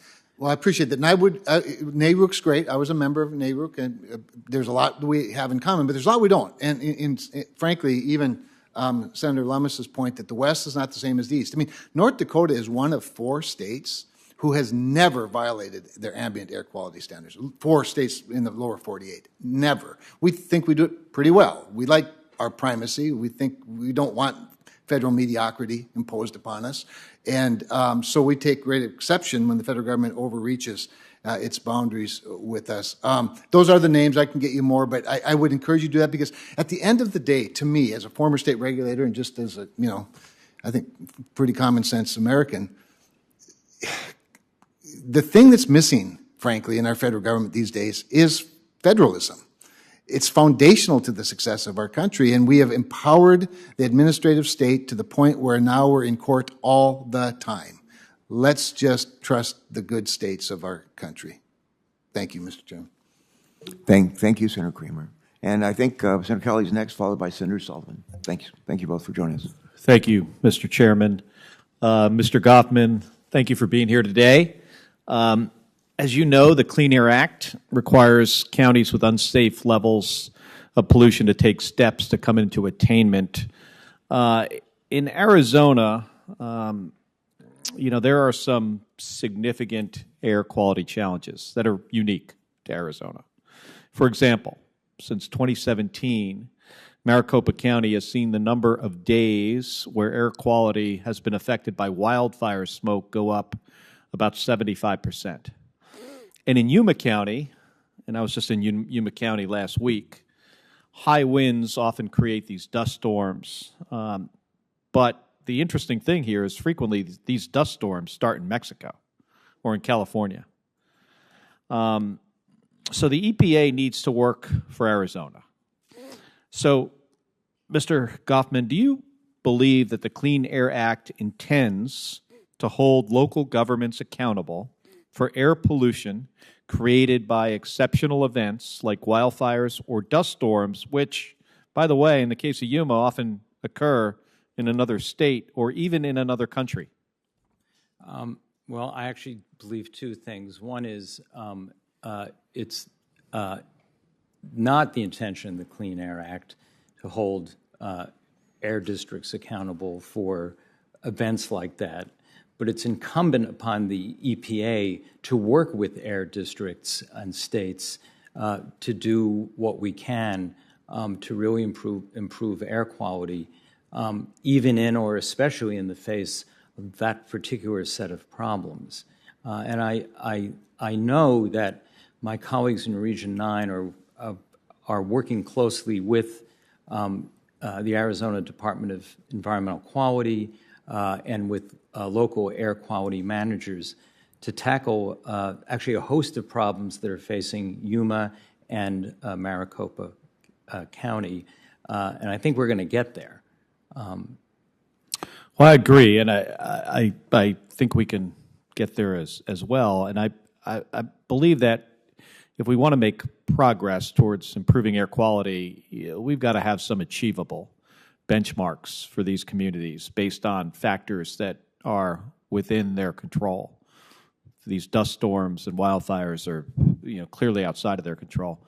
And I often hear from communities about this and the enormous difficulties that they face, when they have to demonstrate to EPA that an exceptional event has occurred. You mentioned EPA Region 9, which is the region that has Yuma County, and their office, the EPA Region 9 office, has not yet concurred with demonstrations conducted to show that exceptional events are responsible for the county exceeding the PM10 standard. So why do you think that is, Mr. Goffman? I'm not exactly sure. My understanding is that's still a sort of work in progress, but I will absolutely look into it and get back to you.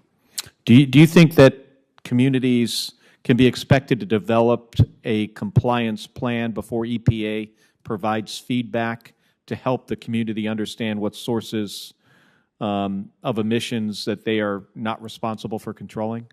Well, I think historically we've been open to both ways. Some state environmental quality regulators do informally engage with us at the regional level, seeking guidance early on. Some do throughout the process. And what our commitment is to essentially, obviously we have obligations to hold states accountable for their obligations of the Clean Air Act, but the definition of success is getting the air quality results that communities need. And it's often in partnership that states and we are most effective. So if confirmed, will you commit to ensuring that your team at EPA, at the headquarters, and the team at Region 9 are available to work with Yuma County to review exceptional event data and develop a compliance plan based on the factors that the community can control? Absolutely, Senator. Well, thank you. Mr. Chairman, if I could just go over by like 1 minute, I want to talk about Maricopa County for a second. Well, let me think about it. Okay. All right, thank you. I understand that there were 38 days in 2021 where the county experienced unhealthy ozone levels due to smoke from wildfires. We've had some really bad wildfire seasons over the last couple of years. And under the exceptional event rule, the county believes they will need to conduct 38 exceptional event demonstrations for those 38 days. And as wildfire seasons in the West get worse, what steps will you take as Assistant Administrator to expedite the consideration of exceptional event demonstrations? Well, I will commit to you now, Senator Kelly, and to Arizona, that as we enter what seems to be a new era in terms of the intensity and frequency of wildfires, we will reflect in the way we process these demonstrations that new reality. All right. Thank you. Thank you, Mr. Chairman. You're welcome. Thank you. Senator Sullivan. Thank you, Mr. Chairman, and Mr. Goffman. Congratulations on your nomination here. I just came from a Commerce Committee meeting where I was fairly riled up because I was highlighting the Biden administration's, now it's 25 executive orders and executive actions singularly focused on Alaska. 25. These hurt jobs, resource development, access to land. Particularly, they target the Native community. Your former and current boss, Gina McCarthy, is someone who's got enormous disdain for my state. I've seen it in action. Senator Murkowski, the late, great Congressman Don Young, and I had a senior meeting at the White House in December saying, can you please just let up, guys? You're killing us. Targeting my state, our state. How about at least a heads up when you're going to try to crush us the next time? They haven't kept those commitments. These are very senior White House officials. We asked for a meeting with the president, see if he knows that his administration is singularly targeting one state more than any other state in the country. Can I get your commitment if you're confirmed that before you issue any kind of reg or rule or executive action from your position that singularly targets Alaska, that you'll reach out to me and Senator Murkowski and maybe get our views, maybe get our opinions? I was just home last week, and my constituents are just, and this is Democrats, Republicans, Native, non-Native, we are just daily assault on the good people. We're Americans too, right? But nobody in the Biden administration seems to care. Can I get your commitment to give me and Senator Murkowski a heads up if you're planning to do something like this? Senator, I think I can say that the Environmental Protection Agency has experience looking at Alaska issues specifically and, if you will, tailoring the requirements of our actions that work for Alaska. So that's a yes? It's a yes, not just informing, but but consulting. Good, thank you. I want to show you this real quick. I use this chart a lot. That's emissions, global emissions from each major country in the world since 2005. The U.S. has actually been the global leader on reducing greenhouse gas emissions. You look at China, you look at India, they're through the roof.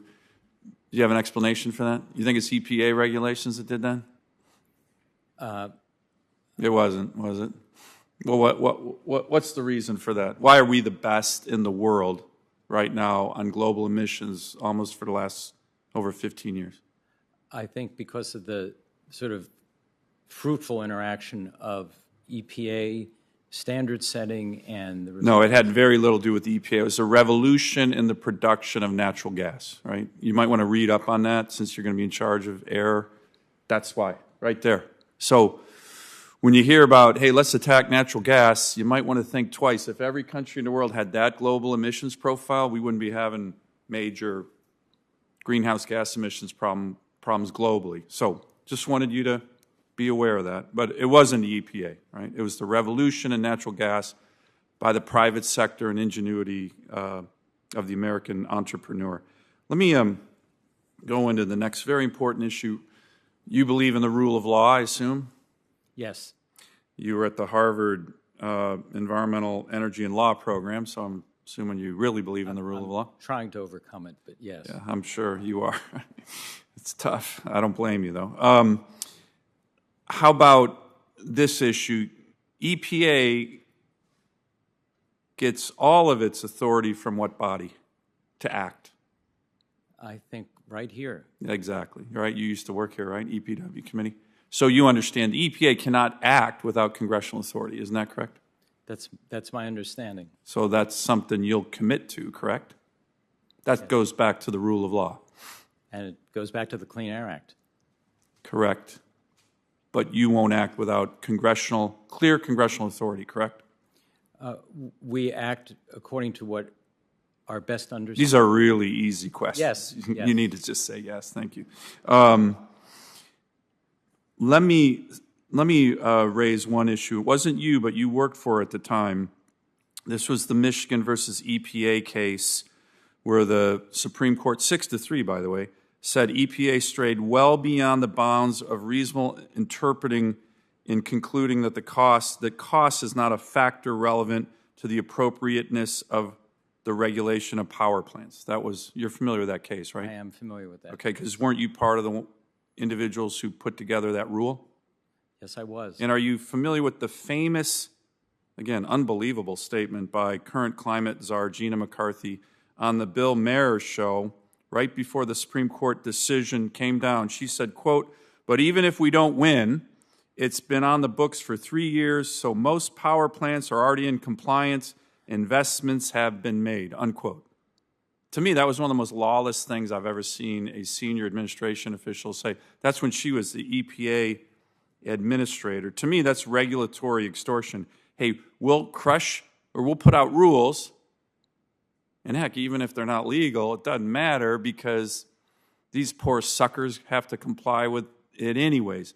Can you explain, do you agree with that statement by Gina McCarthy? And can you commit to me to not be so flippant with the whole issue of the rule of law and the statutory mandates from Congress? That statement to me still to this day stands out as one of the most just blatant, arrogant, lawless statements I've ever seen from a senior official who's supposed to serve the people and abide by the rule of law.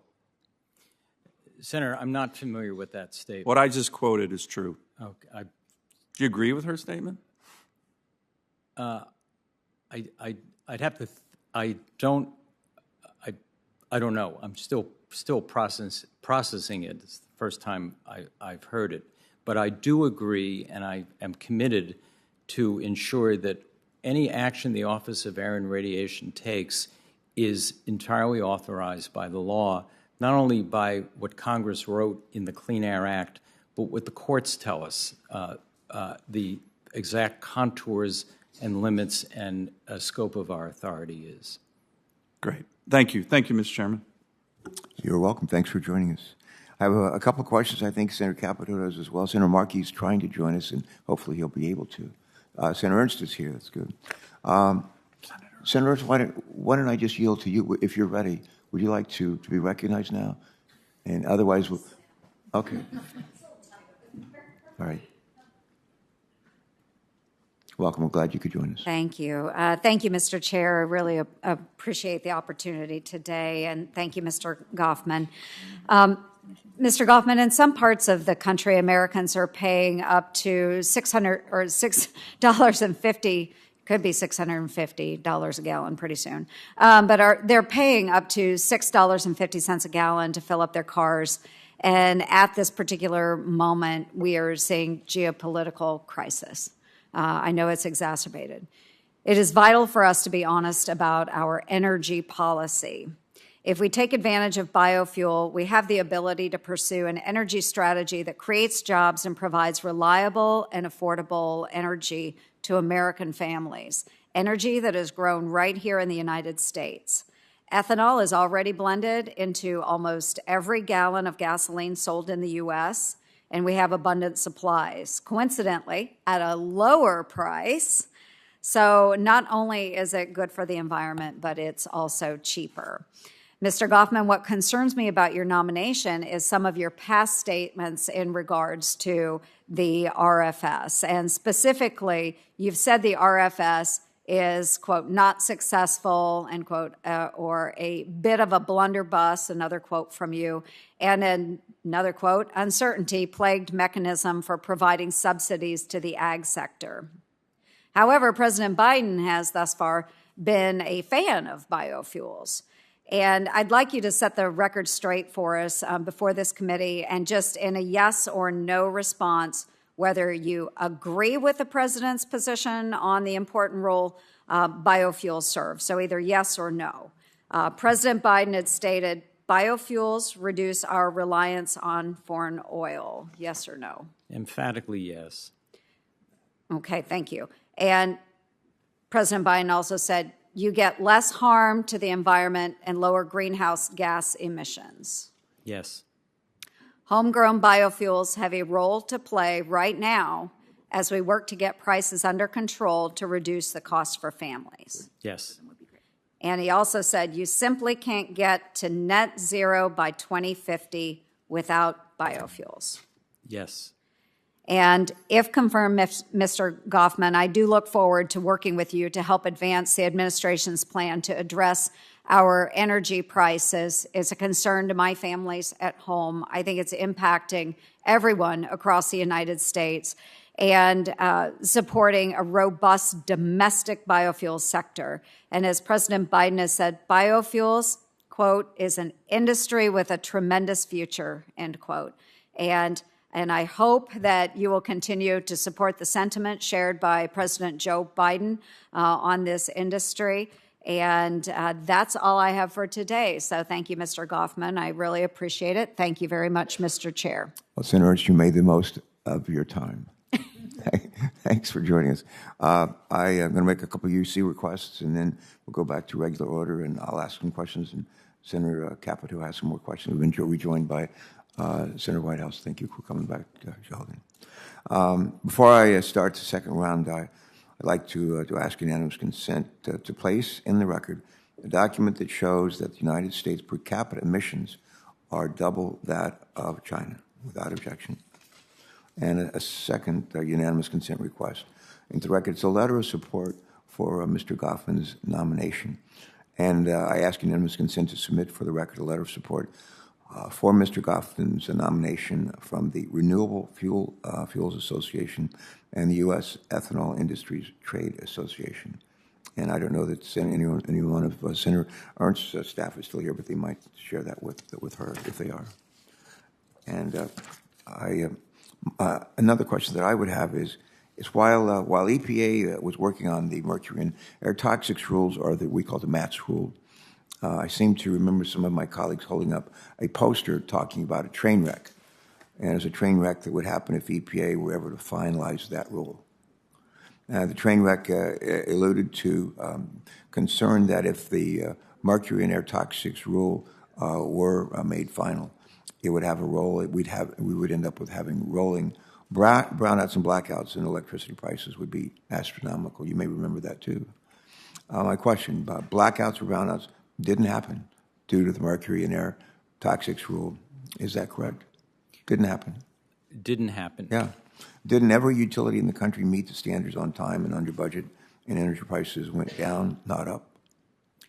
Yes. I thought so. And aren't the same utility groups that fought you then endorsing you today? Yes. How did that happen? Well, one of the things that we did when we were putting the mercury and air toxic standards together is consult extensively with the utilities, with the states, with the utility regulators, and with the independent system operators. And we took special care to make sure that the utilities could comply on time with the standards while ensuring reliability. All right. How did the United Mine Workers end up supporting your nomination? I cannot speak for them, but I believe that what they said in support of my nomination is that they found that I was willing to engage with them and take their views seriously and be candid and straightforward. And indeed, Senator Carper, as we discussed, for me, the essence of public service is identifying with the priorities, concerns, and needs of everybody that the U.S. government serves, and that means everybody. I don't know if that's what was reflected in the United Mine Workers support, but certainly from my side, that's what it looks like. All right, thank you. One more question from me. This deals with the ambient, air quality monitoring and environmental justice. Ambient air quality monitoring is one of the best tools we have to identify high air pollution rates and protect public health. Monitoring is especially important in communities of color, which experience, as you know, air pollution at disproportionate rates. As you know, our air quality monitoring system is aging, is lacking in many communities, and is often unable to collect data on air toxics.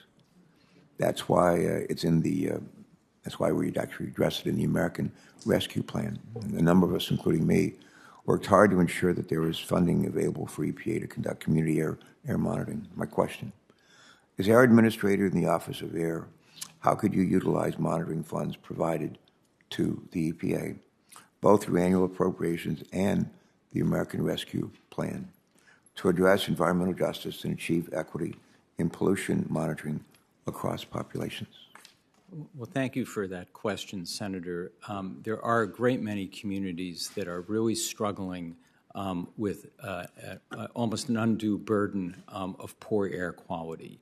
And they themselves have come to recognize that having reliable air quality monitoring is critical to their understanding what they're experiencing and ultimately representing their own interests.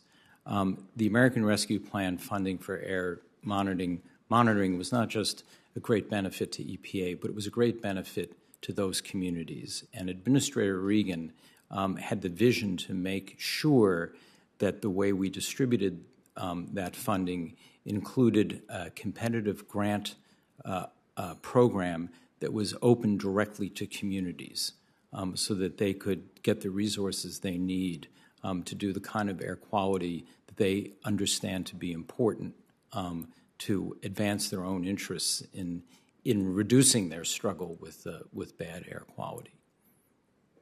Thank you for that. We've been joined by Senator Markey. Senator Markey, welcome. I'll stop my questions right there and turn to you, and then back, I think, to Senator Capito and Senator Whitehouse. Senator Markey. Thank you, Mr. Chairman. Thank you, Mr. Goffman. Thank you for your service to this committee and to the country. Fuel economy standards. We've got a big chance here to take over world leadership in terms of the manufacture of vehicles here that are the highest possible standard, which we know ultimately the rest of the world is going to try to compete with us, and Europe especially, after Putin's invasion, and now the dissociation of Europe from Russian oil. So they've really got to raise their fuel economy standards. So could you give me an idea as to what your plans are in order to have the highest possible fuel economy standards for the vehicles which Americans drive? Well, thank you for that question, and thank you for naming a few of the many benefits of increasing fuel economy standards and setting greenhouse gas emissions standards for automobiles. As you know, Administrator Regan signed a set of final standards at the end of last year, going through model year 26, and those standards are the most ambitious that we have ever put on the books. At the same time, those standards are being supported by the automotive industry itself, because the industry is making significant investments in low-emitting and zero-emitting vehicle technologies. In fact, the industry was there last August when President Biden signed an executive order directing EPA to establish longer-term standards for greenhouse gas emissions and criteria pollutants from tailpipes. And as part of that executive order, he set as a goal a new car fleet by model year 2030 that achieved or included 40 to 50% zero-emitting vehicles. And standing by his side were leaders of the automotive industry, because they're already planning and making investments in innovative technology. And of course, the beneficiaries of that are not only communities that are dealing with the effects of climate change and the effects of air quality, but every driver who's now paying a fortune at the pump for gasoline. And as we increase the fuel efficiency of cars and even move them off of oil to electrification, those costs will go down to zero. Yep, thank you, and I appreciate all the work of this administration. And we just have to really lift our gaze to the constellation of possibilities technologically for us to move, to act, and to capture this incredible economic opportunity. With the first 16 million all-electric vehicles deployed in the United States, we back out the equivalent of all the Russian oil. With the next 16 million all-electric vehicles, we back out all the Saudi oil. And again, I worked hard against it in 2015 when, unfortunately, we lifted the ban on the export of American oil. We're now exporting 7 million barrels of oil a day. We export it out of our country. Well, we now pay a price for that, but we have to now deal with the ability for us to be able to use technology to reduce and ultimately eliminate, our need to put oil into gasoline tanks. I mean, right now we put 70% of all the oil we consume into gasoline tanks. So we lost so much time under Donald Trump. We made ourselves so much more vulnerable to the Russians and the Saudi Arabians. But thank you for your leadership in helping us to catch up. And finally, is the EPA committed to deploying local air quality monitors and ensuring that data is regularly updated so that community leaders and local businesses can all work together to protect public health? Well, thanks to the funds provided by the American Rescue Plan, I'm able to answer that question, yes, because now we have the resources not only to upgrade the current system of air quality monitoring, which badly needs it, but also to provide resources to communities themselves who are struggling with undue burdens of air quality and have identified air quality monitoring as a key priority. Thank you. I appreciate it. Thank you, Mr. Chairman. Thanks so much for joining us, Senator. I'm going to turn now to Senator Capito, and then Sheldon Whitehouse, and then me. Yep. Thank you. Thank you. Mr. Goffman, based on your calendars, you were meeting with Climate Czar Gina McCarthy and Deputy Administrator McCabe without Administrator Regan present before he was confirmed. In one of those meetings early in the administration on February the 4th, 2021, you met with Ms. McCarthy about the power plant or EGU strategy, and you had a PowerPoint document that was attached to your calendar. Would you be able to commit that we could see that document? If I would like to just check with General Counsel to see if it's appropriate for me to share that. Thank you. I think that would help us with the transparency of something I've been trying to get at in some of my questioning. So earlier this year, the EPA announced the proposed Good Neighbor Plan that would affect 26 states. This action would apply to power plants and certain types of industrial sources to reduce nitrogen oxides that purportedly contribute to ozone in other states.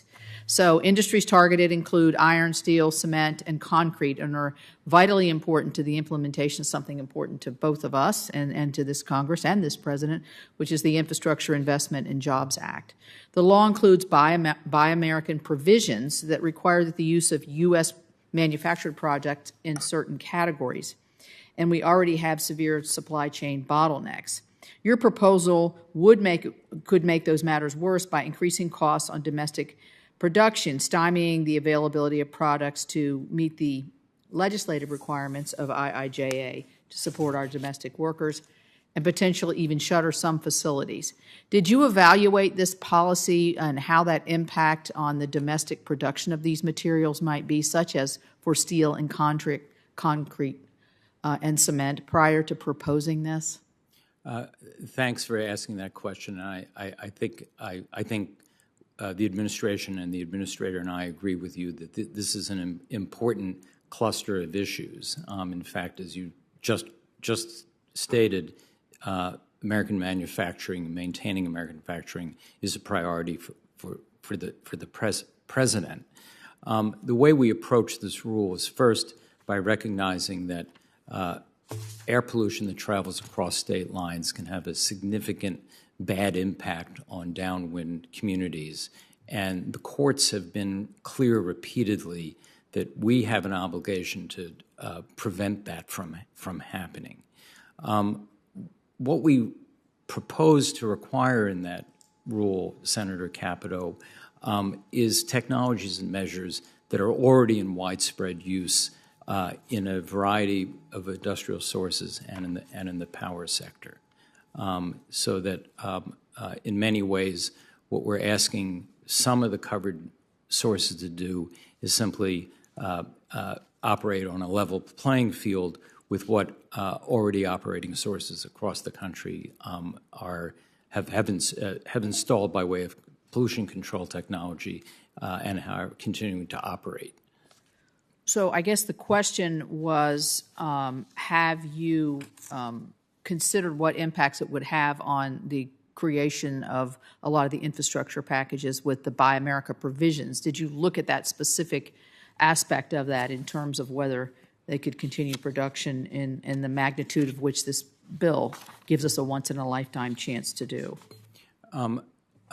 I would prefer to get back to you on that specific question because I just don't know off the top of my head the extent to which we looked at that specific question and how we framed it to ourselves.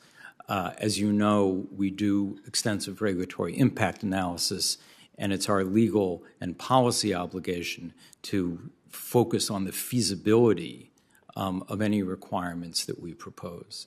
Well, I think there has been some questions as to whether some of the technologies are actually workable, but we can get into the details of that at another time. I want to ask about the national determinant, the NDC contribution, the targets that are put out there. Repeatedly, I've asked in every single one of these meetings how we reach these goals and what it does to the American economy. And you know, I would like to know if that's an area that EPA looks at when they're looking at this. Did EPA have a role in giving this national determined contribution? Where's it going to come from? How do we get there? The Environmental Protection Agency was asked to provide data to the White House Climate Policy Office, which, as you know, was the lead office responsible for developing the nationally determined commitment and the analysis supporting it. EPA's contribution to the achievement really inheres in our Clean Air Act authority. And as you know, we apply that authority action by action, standard setting by standard setting for air pollution and greenhouse gases going sector by sector. Well, one of the frustrations, and then I'll wrap up here, and I appreciate your testimony today, is we have asked for that data from the EPA as what part they played in taking this to the White House. We're not satisfied we've gotten all of the data. We're still asking for a deeper explanation of that data so that we have an apples-to-apples comparison. And any help that you could give us on that as we move forward would be much appreciated. Thank you. Senator Capito, my understanding is that we've produced everything that you've requested, but I requested an additional meeting of explanation from EPA. I'm not sure. Yes, we haven't had that yet. The administrator said it would come forward, so if you could help us with that, we'd appreciate it. Where we can get your staff and our staff together so we understand what this data is. Thank you. Will do. Thank you, Senator Capito. And rejoined by Senator Whitehouse. Sheldon? Thank you. I'm going to go back to my chart here in 1 second, but let me just make very clear that Rhode Island is a downwind state, and I really, really want EPA to enforce pollution standards in upwind states because they have a demonstrated record of not caring. They build big smokestacks so it doesn't hit their state and it comes and land in ours, and we're sick of that. And from time to time, because of upwind states' pollution, Rhode Island has had to do days where people are advised to stay in their homes. So let's not forget the upwind pollution that is coming into our downwind states. And by the way, when we're talking about the cost of meeting our NDC goals, please make absolutely sure you're also factoring in the cost of failing to meet the NDC goals, because Chairman Carper and I have coastal states that are looking at having to completely redraw our maps. The Freddie Mac is talking about a property values crash because of sea level rise that will be worse than the 2008 mortgage meltdown, and pretty much everybody in the financial sector is talking about what happens when the carbon bubble bursts, and is that a international economic collapse? So thank you for looking at both sides and not just the side that the fossil fuel industry wants us to look at. So airlines, you have no proposal or rule regarding aircraft emissions, correct? I believe we have on the books greenhouse gas emission standards for aircraft to carry out the international agreement the Obama administration. But there's no EPA rule specific to aircraft emissions. There's a rule implementing our obligations under the agreement that was reached in 2016. Okay, I'll put a check by that. It's not my view, but as to industrial sources, chemical plants, no rule specific to chemical plants for carbon emissions? Not at this time, no. Refineries, no specific rule for refineries for carbon emissions? Not at this time, no. Minerals, including cement? Not at this time. Metals manufacturing, steel, aluminum? We are, Senator, proceeding sector by sector with those sectors which... So no proposed or final rule at this time with respect to metals manufacturing? Not at this time. And with respect to pulp and paper, the same? Not at this time. Which adds up to almost 600 million metric tons of carbon pollution. Do you believe that there is industry support for reducing carbon pollution in all of these areas, aircraft and big industrial sources? I don't know the answer to that question. Okay, we'll send you some stuff. And is there a reason, do the reasons that industry might support regulation of carbon emissions include that it creates a level playing field so that those who want to do the right thing don't have to fear improper competition from bottom dwellers and free riders? Is that a customary reason why industry supports regulation of these types of things? In many cases, they're looking for certainty, and they're looking for precisely what you said. The good actors would like a level playing field to make sure that all actors so that the bottom dwellers don't cheat. I'm sorry? So that the bottom dwellers don't cheat would be the rather That's my understanding. coarse way I would say it. So at the moment we have, just to kind of review the bidding, we've got cars and light trucks with a final rule that for the overlapping years is less strong than the Obama era standard. We have coal-fired power plants with no rule or proposed rule, gas-fired power plants with no rule or no proposed rule, heavy-duty vehicles with a proposed rule focused on NOx, oil and gas facilities with a proposed rule, aircraft we'll put an asterisk by because you say you've got something and I don't see it, but and as to chemical plants, refineries, cement and other minerals, metals manufacturing, and pulp and paper, no rule proposed or final. And we're 16 months into this administration and in what is widely believed to be a world climate crisis caused by carbon emissions. Have I stated that all correctly? I'm glad you gave us that 16-month frame because I'd like to leave you. Start with have I stated that correctly, and then you can expand. Yes. Okay. Go ahead. Thanks, Senator. I'm wanting to leave you with a sense of encouragement and hope. When just looking back, not 16 months, but just in the 11 and a half months that this administration was in office in 2021, we established a rather robust cadence in terms of putting out greenhouse gas policies. In about 9 months, we stood up an entire HFC phase-down program. We finalized the rules in the fall and stood the program up and began to harvest HFC reductions in January. We put out a comprehensive oil and gas methane proposal that for the first time covered existing sources in that sector. And we went again in 11 and a half months, soup to nuts, in establishing greenhouse gas emission standards for mobile sources through model year 26. And in that year, those standards are the most ambitious that have ever been put on the books. I bring that up, Senator, because I think we've set a pace for addressing greenhouse gas emissions using our authorities that, at least to the extent that I have anything to do with it, we will be able to maintain and even exceed in the coming 12 months. Well, I beg to differ, but for that reason, I very much hope you exceed. And when your Administrator Regan was sitting in that chair last, he said one of the reasons they haven't been able to get this done is that they don't have the personnel, which is interesting coming from an organization that has 14,000 employees, more than the entire United States Congress, House, and Senate alike.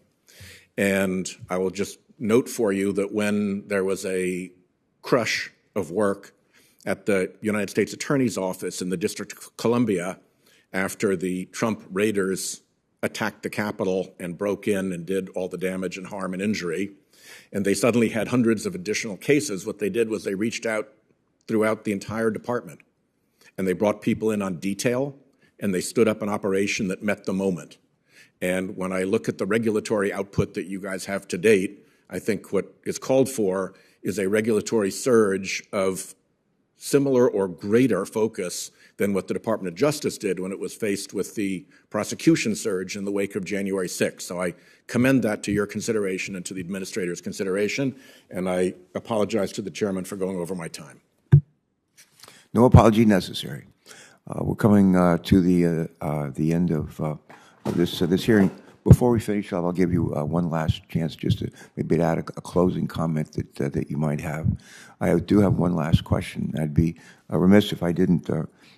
First of all, I want to make a unanimous consent request, and I want to ask you a question about methane. Okay, but I ask unanimous consent to enter into the record my statement on the recent updates to the cross-state air pollution rule coming from a downwind state. Where over 90% of our air pollution comes from upwind states, not from our state, but from upwind states. We greatly appreciate the new good neighbor rule to hold upwind states responsible for their pollution. And with that, before we adjourn, let me just mention briefly methane. And Senator Sullivan's joined us again, and I'm going to take just a few minutes, Senator Sullivan, and then yield to you just a few minutes. None. I need to go run and vote. Methane. Methane is, Mr. Goffman, methane is 25 times more potent than carbon dioxide, as you know, in trapping heat in the atmosphere, and is also a component of natural gas. The oil and gas sector is the largest emitter of methane in this country, wasting methane throughout the supply chain into the air that could be used for energy. A recent analysis by the Environmental Defense Fund found that methane leakage on Navajo Nation land alone is worth $48 million per year, an equivalent climate impact of 400,000 automobiles worth of greenhouse gas emissions. Last November, EPA announced a proposed rulemaking intended to reduce methane emissions from both new and existing oil and gas sources and set emission reduction targets to help us meet our climate goals. Question. Please describe briefly your work with the oil and gas sector on the methane rule, and do you agree that capturing methane helps save and better utilize our domestic energy resources? Thank you for that question, You're welcome. Senator. I think Administrator Regan and everybody in the Office of Air and Radiation really sees a very important confluence of considerations and priorities that are represented in the proposal we put out last November to set standards for methane. As you know, methane is a very potent greenhouse gas. When it's reduced, other pollutants are reduced as well, which improves air quality in frontline communities. At the same time, it's exactly as you said, methane is valuable as a product, and our standards will certainly support the efforts of industry to increase the efficiency of their operations, capture and use or sell more product, and also help promote a wave of technological innovation that a number of the leading companies are undertaking. In fact, even during the Trump administration, major oil and gas producing companies advocated with EPA to establish exactly the kind of regulatory program that we've proposed, and at least one company, ExxonMobil, put its own proposal out, reflecting, I think, not only the company's understanding of the importance of having the rules of the road, but also the understanding that you articulated, that preventing leaks and emissions of methane is intrinsically economically valuable to the companies and to the economy. All right, thank you for that. Senator Sullivan, I'm going to ask you to be brief in this question and wrap it in. We'll wrap it in 5 minutes. I got to run and vote. You may have to as well. Thank you, Go Mr. ahead, Chairman. Senator Sullivan. Mr. Goffman, I wanted to follow up again on that issue that I talked about on the Clean Power Plan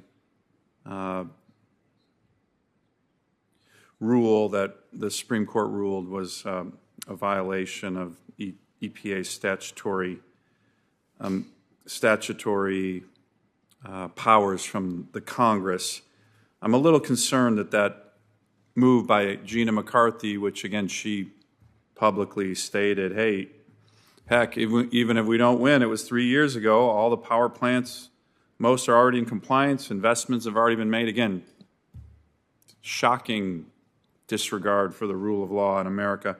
I'm a little worried about the electric generating unit, EGU, strategy announced by Administrator Reagan that could have the same kind of impact where it's an overreach on your statutory authority. You guys mandate that everybody complies. It's billions of dollars of compliance.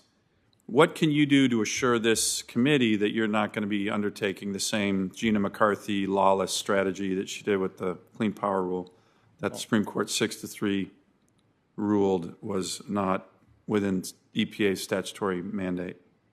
Well, one of the things I want to confirm is that Administrator Regan himself, the current EPA administrator, is absolutely committed in word and in his deeds as a leader to following the rule of law. I believe that. I happen to like Administrator Regan. I think he's someone who believes in the state's role, and so just if you can commit to me to work with him and this committee to make sure that kind of lawless Gina McCarthy maneuver doesn't happen again, can you commit to me that? Absolutely. Thank you. Let me go to the issue of ethics and conflicts. I've written the IG at the Department of Interior. There's a number of senior officials at the Department of Interior who are making decisions on issues in which, in the private sector, they were leaders on environmental groups and then meeting with these same groups later. That's clearly a violation of ethics. In my view, I've asked for investigations by the IG at Department of Interior.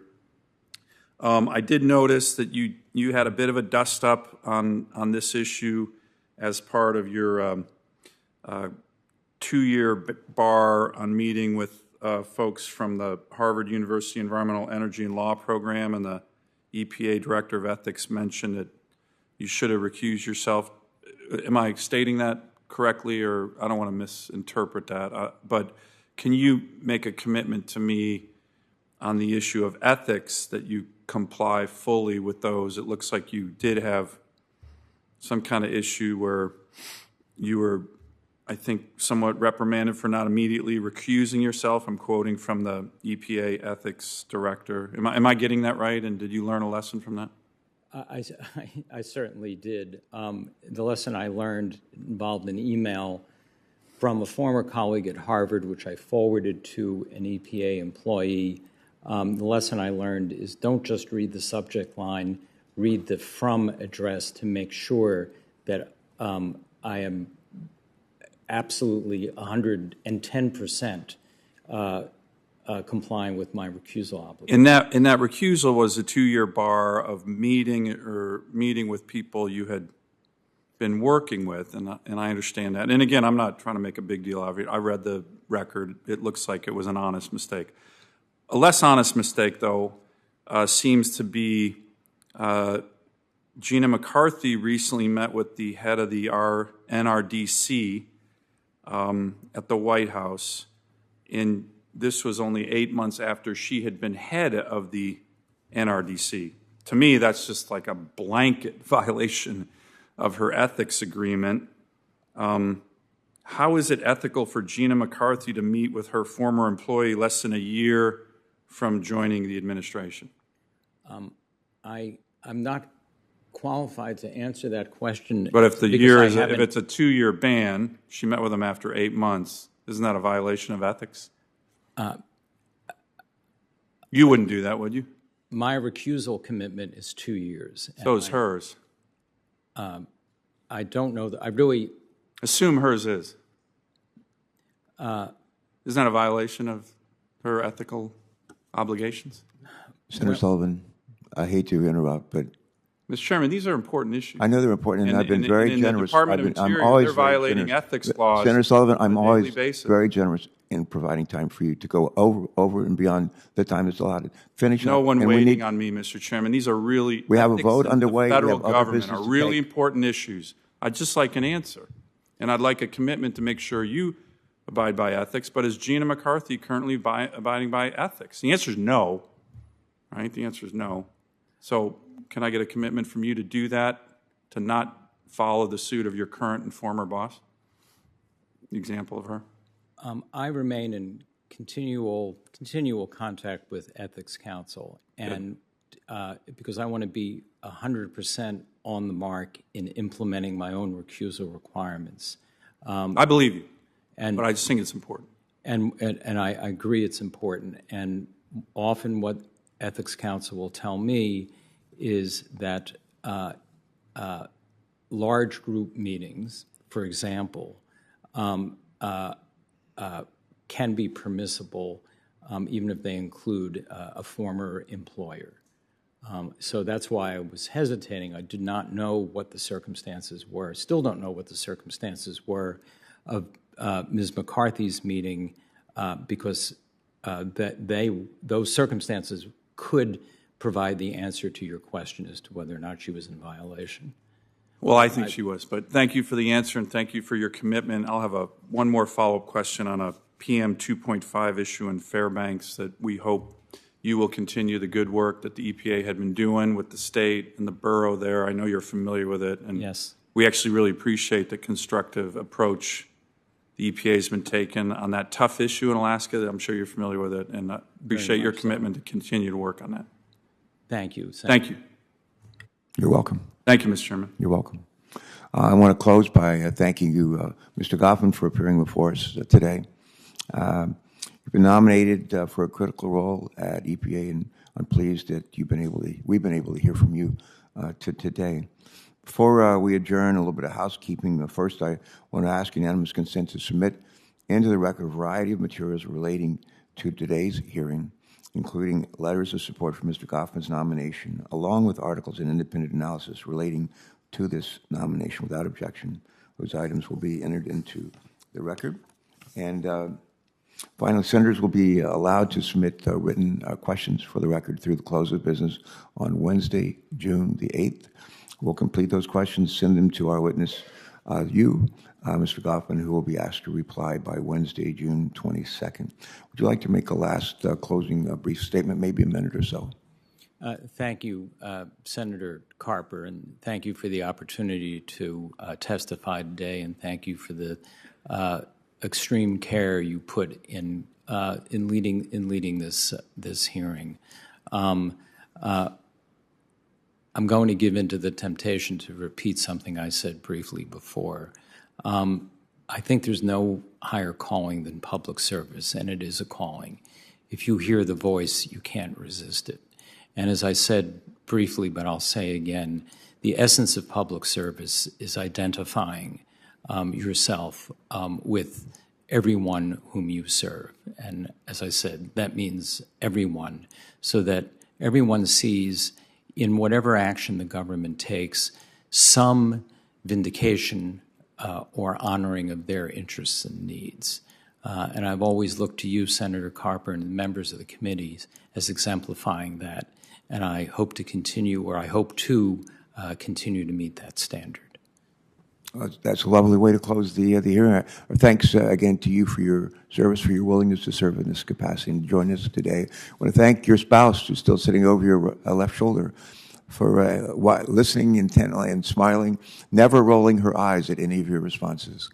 And we're grateful to her for her service as well and her willingness to share you with all of us. I want to say thanks to our staff members, both majority and minority, who helped us prepare for this hearing and will lead us into the next step of this confirmation process. I think it's a wrap. Right? Yeah, I think we're done. It's a wrap. This hearing is adjourned. Thank you.